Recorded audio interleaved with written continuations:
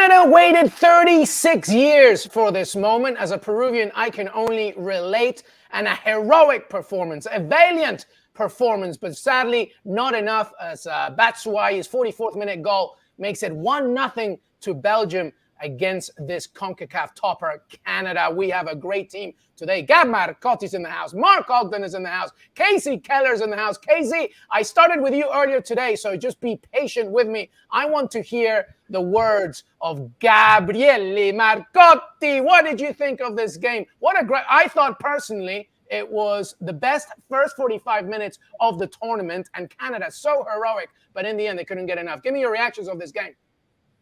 Best 45 minutes, including the one when we saw Spain go and score 3. You know what? I might actually agree with you, certainly, in terms of taking the game to the opposition. I don't want to say Belgium were unprepared. We know Roberto Martinez, how meticulous he is. But it certainly felt that way. They just went out. They went for the jugular. They had a difficult time playing out from the back. That pressing was so coordinated, so precise from Canada, so much energy. And yeah, in terms of scoreline, I mean, they missed one penalty and they easily could have had another one, maybe even 2. Absolutely. It was a fantastic game for the neutral. I was getting a lot of messages, Kasey Keller, from many Canadian friends saying, my God, what is happening? We're not going to win this game. And, they had many chances, Kasey. What do you make of this team? Because, they topped CONCACAF for no coincidence. They belong here. But sadly, obviously, well, actually, as a goalkeeper, Courtois, right? He must be a major factor for you here. Well, he did. He made a couple nice saves, and obviously the penalty save, which has to be said, was not a very good penalty at all from Alphonso Davies. But I think Canada should be proud of the performance, but also the setup, because very athletic, very fast. They caused a very experienced Belgian side lots of problems. I mean, there was times when you're watching this Belgian team have no other option but to, under pressure, just hoof the ball up to midfield. I mean, I know Roberto, I know Thierry Henry well. That's not the way they expect a side with this much experience to have to play and get forced to play. It was almost a tale if you saw the Spain game and how Spain passed the ball, how quick it was, how there was always an extra option. With Belgium, under the pressure from Canada, it was so slow. It was a touch too long. It was a touch too heavy. It was holding that ball, taking 2 or 3 extra touches in Spain. And Spain was the exact opposite. It was just click, click, click, click, past Costa Rica and easy. And so I give Canada an absolute ton of credit. But what they did obviously lack was that quality in the final third to just take advantage of everything they created and everything and all the problems that they put Belgium under. And you had a De Bruyne who had an off day, which helped Canada. 2 or 3 times he had passes that he normally makes that gives Belgium a fantastic opportunity for the second goal. It wasn't there today. That came to Canada's benefit, and Canada just couldn't take advantage. And I'm sure extremely frustrating knowing that, like Gab said, they had the 1 penalty. They very easily could have had 2 more, but Davies scores that penalty. This is a different game. Augie, there's a lot of Premier League talent in this Belgian side. To Kasey's point, Kevin De Bruyne probably feeling, the minutes of the Man City performances getting too much to him for this day. I'm not sure. Then I was listening to a commentary here in the US about how sometimes 10 p.m. matches at night can be a little bit too much, waiting so long to get going. We'll see. Gab's already saying, "What are you talking about? It doesn't matter." But what do you make? What do you make of the Belgian performance? What was it? I'm not sure how much you watch of Canada, Augie, but they're a very good team. A little bit different to Costa Rica, who making it to the World Cup is an achievement in itself for them. But what do you make of this Belgian side with so much Premier League talent? Yeah, well, listen, Canada. I've not seen Canada before, but I was very impressed by Canada, how energetic they were and how determined they were. But in terms of Belgium, I do wonder, they had a kind of a different build-up to a lot of the European sides. They spent a week in Kuwait and had a game over there. I think they played Egypt. So, whether they just had a game too many, they looked leggy tonight. They looked like they probably didn't have the energy they needed. So a lot of the teams have come to Qatar and just basically spent a week preparing, training, getting used to the conditions. So perhaps Belgium just overdone it a bit and they just put a bit too much in the legs. And they were caught out tonight by a team that was full of energy, full of the first game in the World Cup in 36 years. The first, Canada's only second World Cup. So there's a lot of kind of meaning to this for Canada. And you could see that that they were energized by it, and Belgium were caught out by it. And I think Belgium were very lucky to win tonight, extremely lucky to win. I do feel sorry for Canada that they didn't get the result or a draw that they deserve. But the big fear now is that whether Canada, having played so well tonight, can find something in the next two games to get something out of the group, because that performance tonight suggested that they should get a point or a victory in this group. But it's going to be tough because they spent so much energy tonight doing it. And Belgium, they just got away with it. Sorry, I got to go back to this. This thing about, the Premier League players are hurt because they're not used to kicking off at 10 o'clock in the evening. No, that's not what I was saying. No, but you're repeating what somebody else said, right? No. My description of it was wrong, Gab.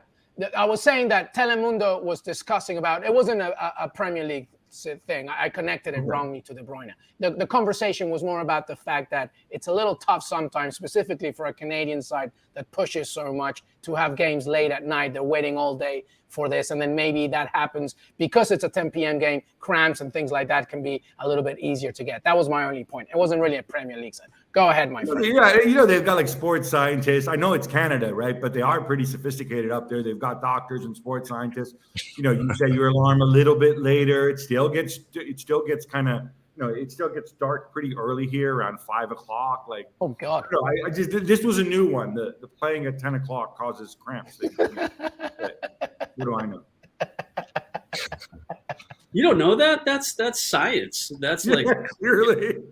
In a Maybe different the time zone as well. problems we're having.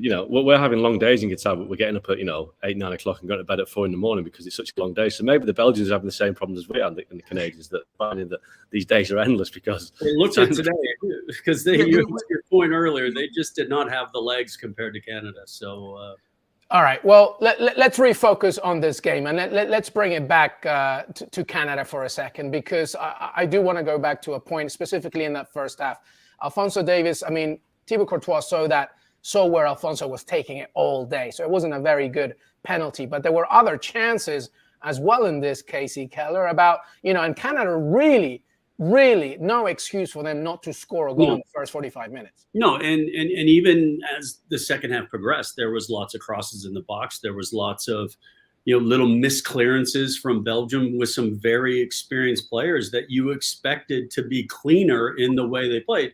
We can all go back to the intentional ball back from Hazard that shouldn't have been called offside, and then had a second opportunity at the penalty. But, take all that aside, they created enough out of the run of play to get goals.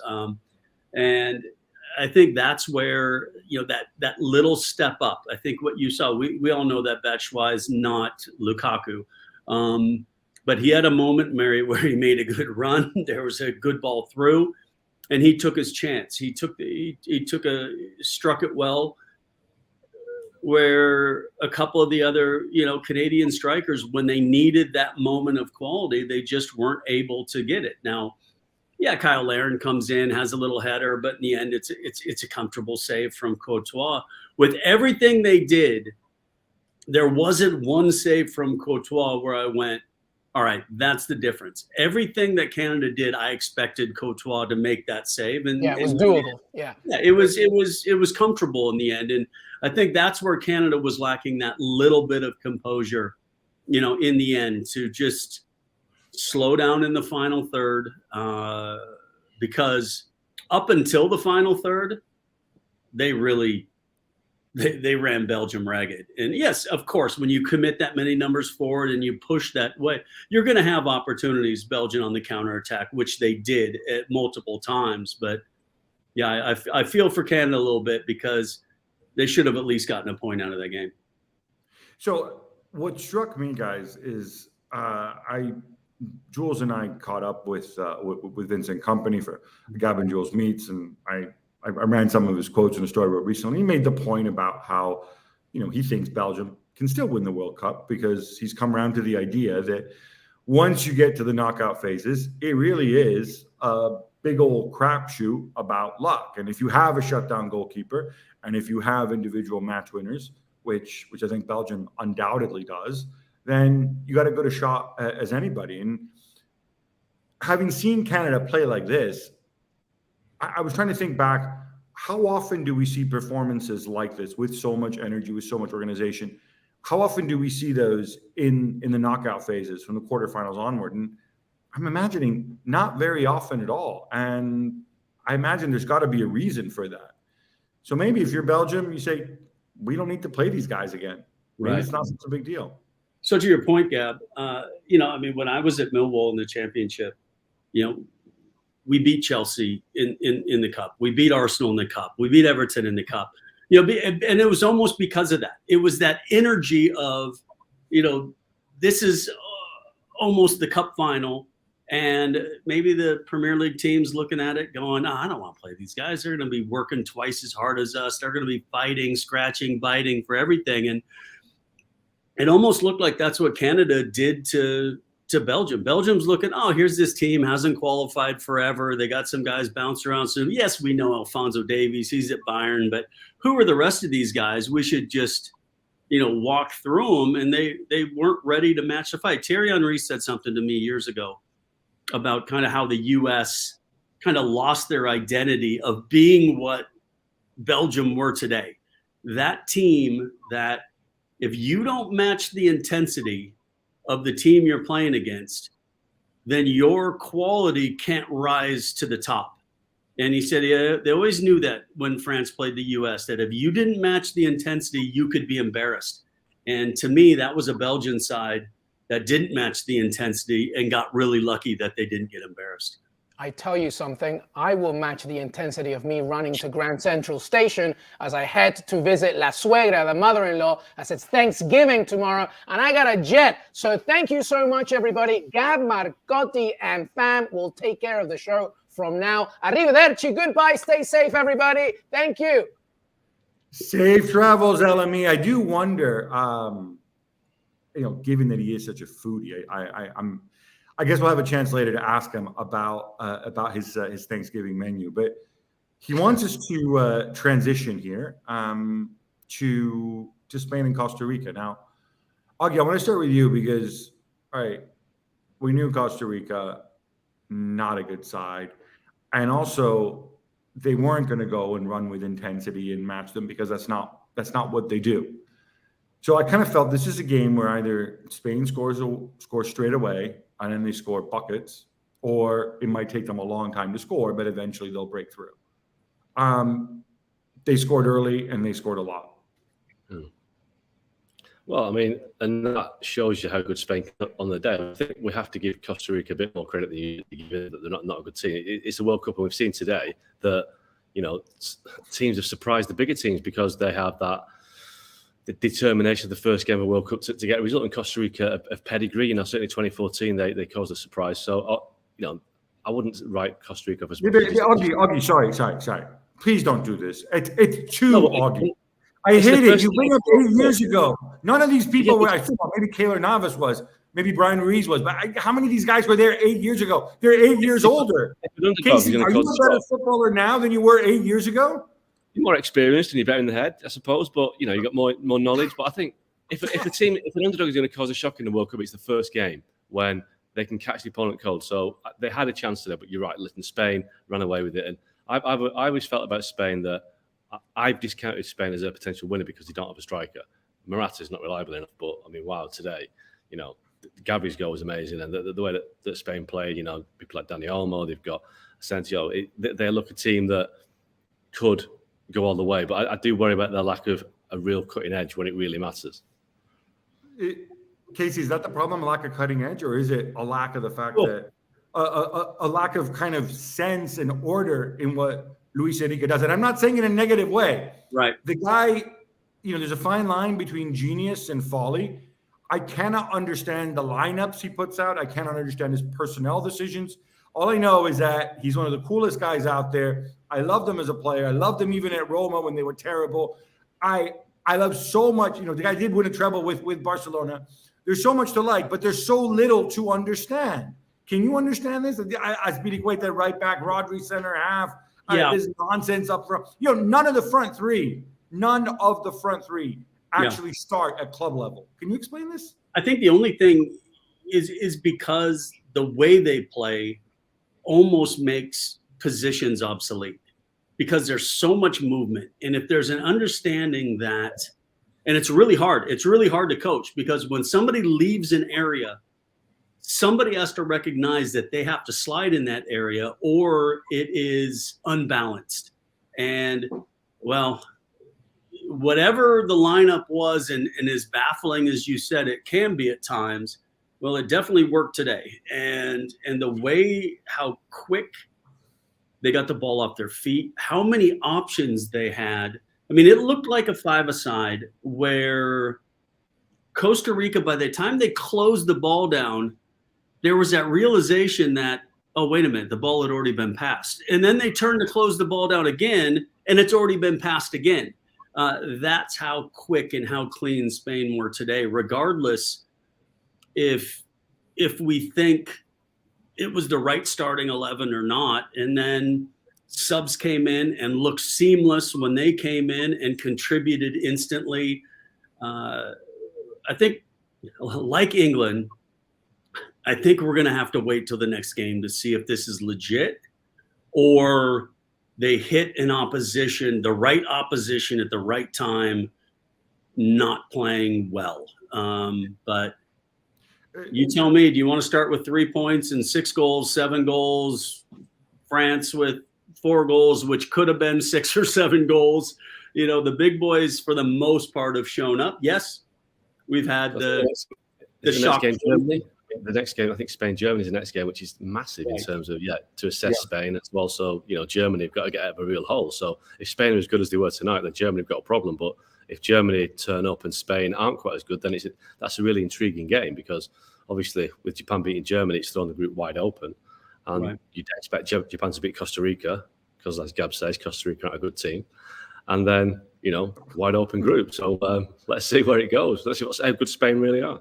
I think, but also, I mean, because the U.S. played Japan a couple months ago in Dusseldorf, we all had a pretty good look of the organizational side of Japan and the tenacity and the way they work as a unit to press and to keep going. So but for the majority of that game, Germany was in cruise control, and then it was almost like they got arrogant and just lost concentration and didn't finish them off.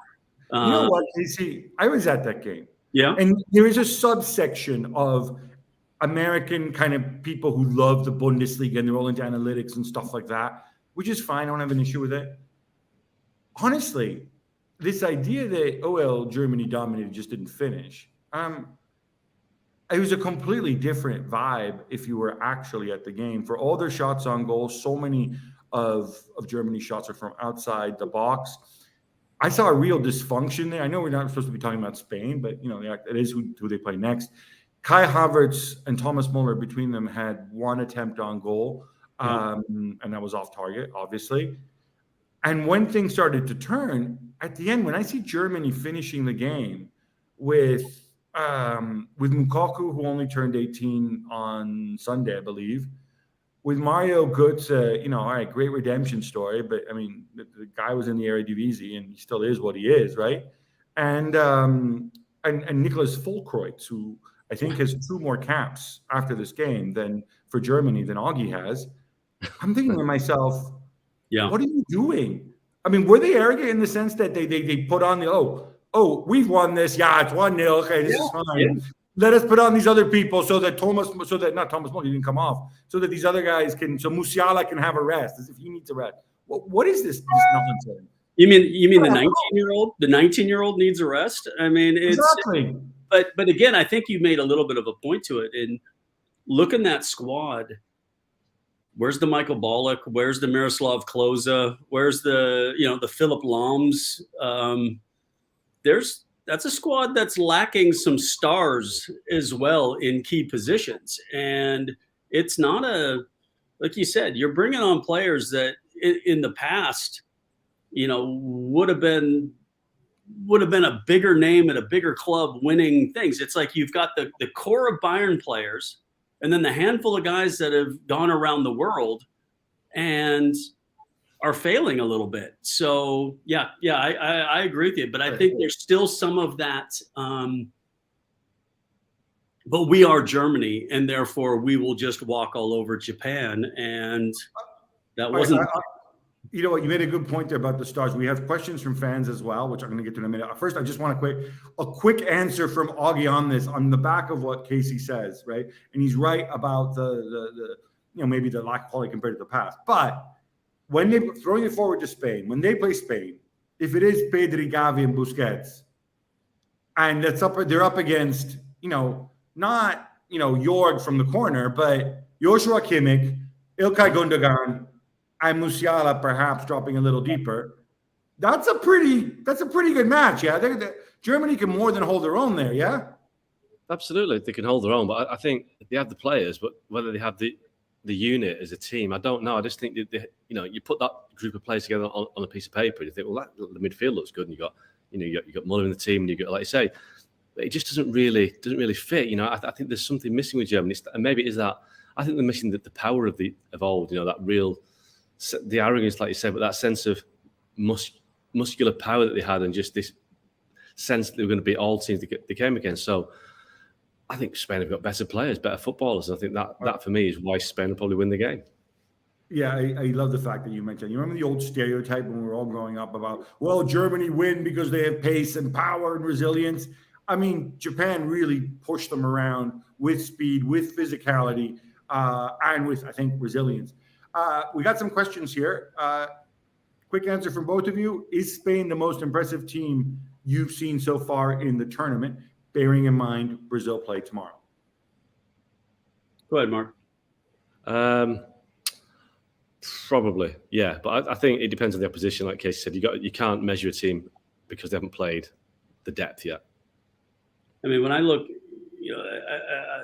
the wake-up call of Australia scoring that goal against France and watching Mbappe torment the right back of Australia for a while. So obviously, I mean, England looked very impressive as well. The front four, you think of 6 goals and Harry Kane didn't score. I mean, there's definitely some options there. I think there's still some questions with England defensively, so we'll see how that goes when they play against a little better opposition. But Spain looked good. Spain looked really, really good.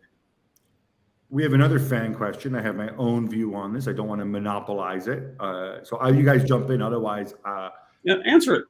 How bad do Germany miss Toni Kroos? Oh, massively. Toni Kroos is a great player. Toni Kroos would transform that midfield, wouldn't it? What you put in your face? Yeah. Okay, no. Okay, all right. I'm gonna chuck it back. I love to play devil's advocate. This is what I live for, right? Let's throw this to both of you. You say Toni Kroos would transform that midfield, right? Given who do you drop? Do you drop Kimmich? Do you drop Gundogan? Do you drop Musiala? Where do you put Toni Kroos? I'd take Gundogan out. I think Gundogan's a great player, but I think at times he lacks a bit of athleticism, and I think you can slow them down a bit. I think listen, I know Kroos isn't the most athletic box-to-box player. He stretches the game more than Gundogan. I think his passing more stretches the game more. I think Gundogan, as great as he is, I think he's got to be got at. He's not as mobile as the rest. For the good of the team, for the good of the country, can you move Kimmich back to right back and then bring him in that area, and then have a little more mobility going on the wings in overlaps than Sula? But then you'd be losing the world's largest fullback, and that's kind of a fun novelty there to lose. Yeah, I don't know. To be honest, I think if you're going to play this way, you still need some level of dynamism. I don't know. I disagree a bit with Mark. I mean, Gundogan is dynamic enough to play for that, slow coach, slow move Guardiola team, right? So certainly more so than Toni Kroos. I think in terms of leadership, it might have made a difference, but tell you what, they got major issues up front. Back. But we're supposed to be talking about Spain anyway. Again, you talked about Spain when it was just so one-sided. It's really hard to have a gauge, right? It's all right. Okay, I think let me throw this around. Sorry, go ahead. Just one quick thing. You talk about Germany, a short front. I do think that Spain's lack of a striker. There's a general lack of strikers in the world game right now. The Dutch don't have one. Spain don't have one. Germany don't have one. England are very lucky they've got Harry Kane. France have got options up front. But I do think that Spain and Germany will find it if they both had a Lewandowski or an Mbappe or a Kane, that would take them to favourites, I think.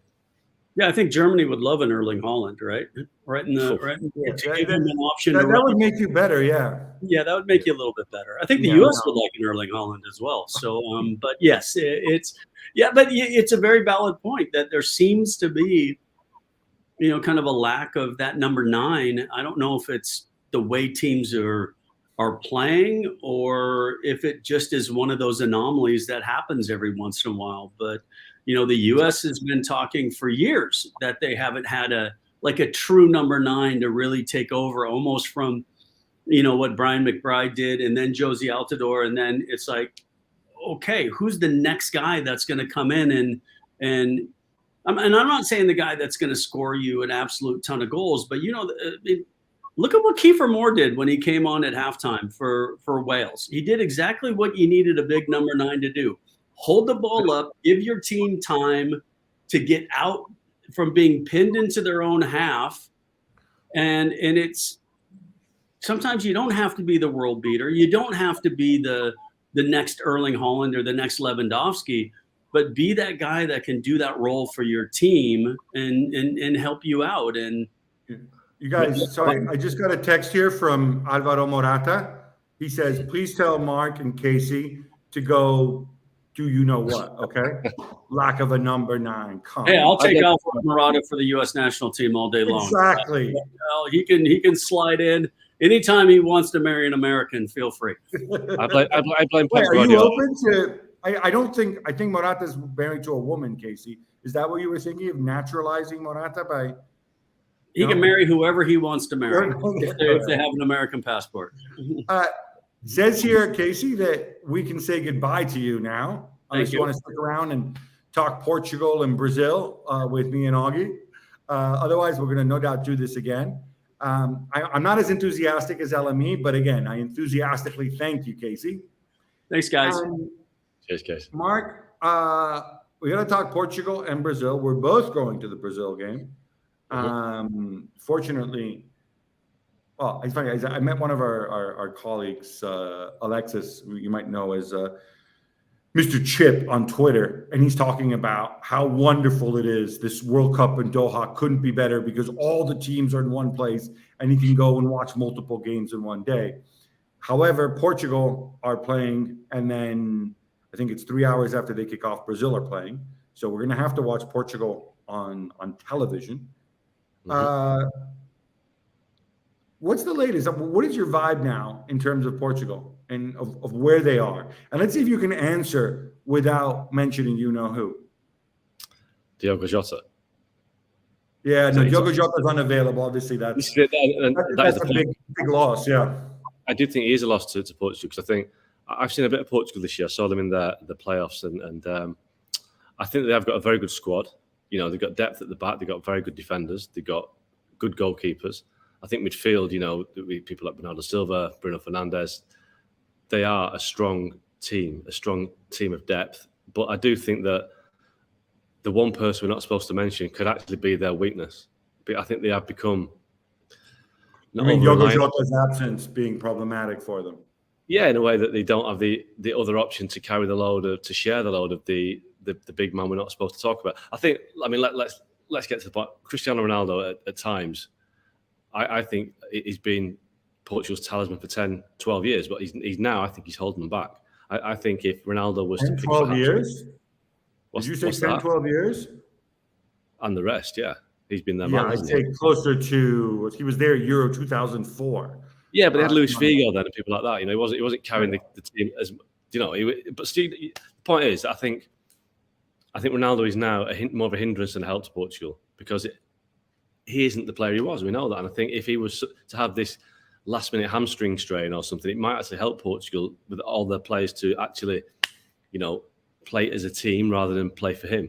And I do think when I have seen Portugal as well, I think there's an issue that Fernando Santos hasn't quite addressed in the sense that Bruno Fernandes, Cristiano Ronaldo, Bernardo Silva don't really work together as a three. And I think if Ronaldo's out of that equation, you get more out of Bruno Fernandes and you get more out of Bernardo Silva. It's remarkable how you haven't even mentioned the £100 million man, Rafael Leao, in this conversation. Oh, Rafael Leao, João Felix. There's no shortage of talent. All right, my views on João Felix. Until you do it consistently, you can't just be you're not a child anymore. You're 23, 24 years old. I'd have no problem with leaving him out and you use him as some kind of sub off the bench. But it's a great option to have, isn't it? But that's the depth they've got up front. Going for attacking options, they have got very good players. Yeah, no, but we can all rattle off players. But the point is, he's almost like a fictional player. He's a guy who cost a lot of money a few years ago, comes on recently. He's had a couple good appearances off the bench. But I don't see how you can trust João Felix for the national team, right? Not at the moment. To me, when I look at sort of the front four, if you will, my automatic choices are Bernardo Silva and Rafael Leao. Cristiano, if he's fit. And then you see how things shape up around them. And you do have options, like you said.